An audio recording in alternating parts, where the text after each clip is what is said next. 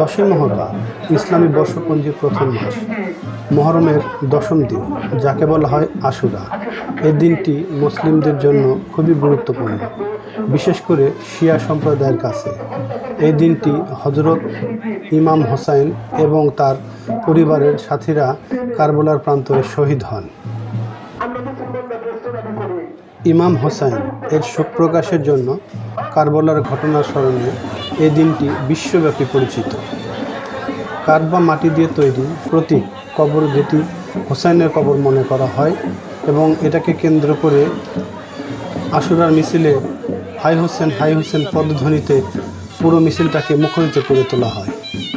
কখনো কখনো বুক চাপড়ানো এবং শরীরের বিক্ষত বিভিন্ন স্থানে করা হয়।